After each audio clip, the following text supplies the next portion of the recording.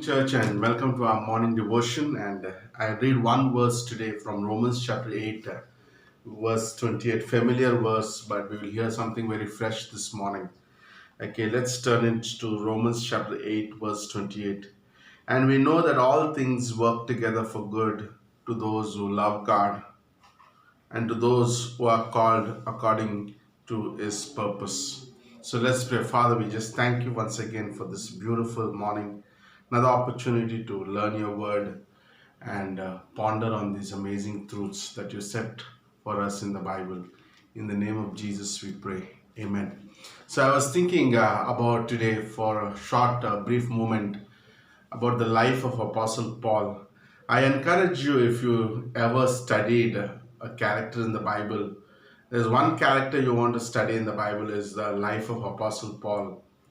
And it's a very interesting character when we study Apostle Paul. Many things that you and me could learn or glean from the life of Apostle Paul. By the way, just today I just thought one thought about when I studied the Apostle Paul's life is he was one who was falsely accused, yet God used Apostle Paul's suffering for the extension of the kingdom of God. Like he was one of those man of God who was falsely accused, but still God turned it around for the expansion of the kingdom of God. That's why he could pen these powerful words like nobody else penned. And today, around the world, this verse is the most mentioned word, that God works all things together for good for those who love God in Romans 8:28.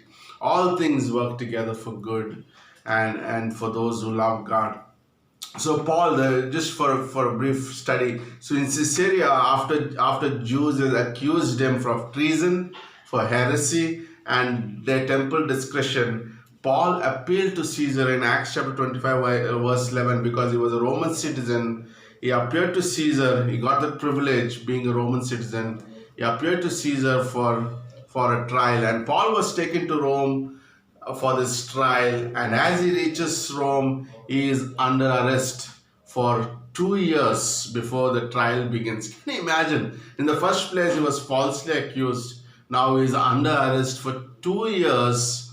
Okay, in Acts chapter 28, verse 30 says that he was under arrest for 2 years. During this time, the Apostle Paul was continually changed with the Roman soldier. He was eventually declared innocent after 2 years.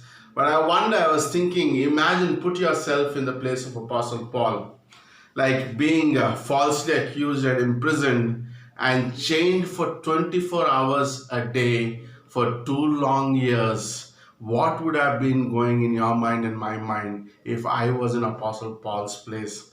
I think we would have many things we would the way we would respond it. But I like how Apostle Paul responded. And I think if I was in that place or anybody, we could often pose these questions like, Lord, why me? That's the first question we often ask God when we are in a trial. Or the second thing is, are you here with me? I think these are the questions we would ask when we are going through sufferings. But Paul didn't look at the chains. He looked at the sovereign hand of God in the midst of his trial. And that's so important for us this morning.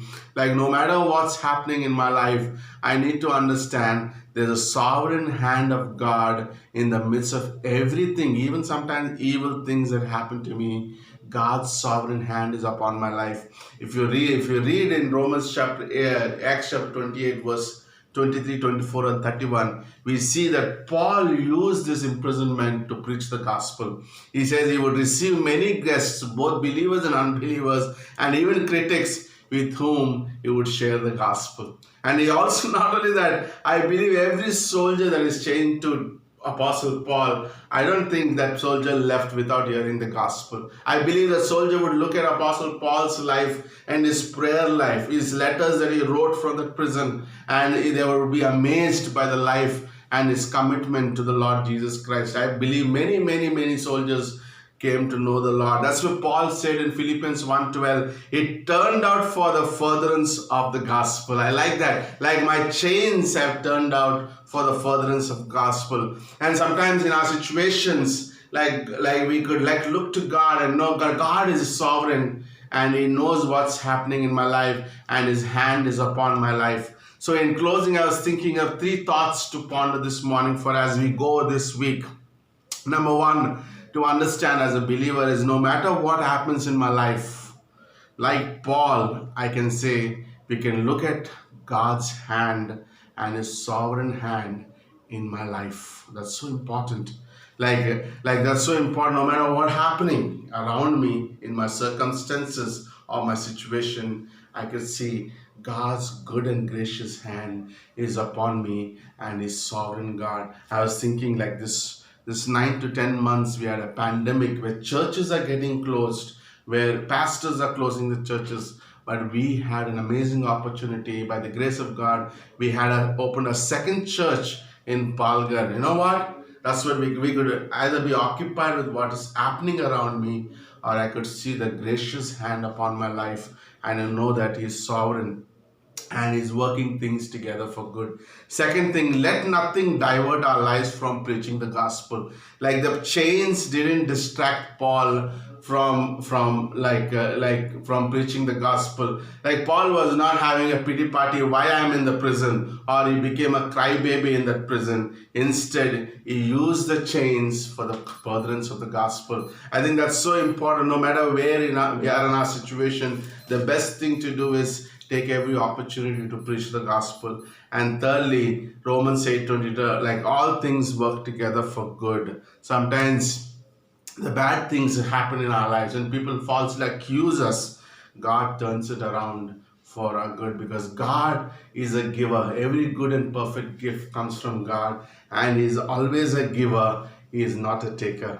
And when we know this truth, no, we knowing this truth that God's sovereign hand is upon my life, I can move on with God in whatever situation I am in. I can use the situation, the chains, for the furtherance of the gospel.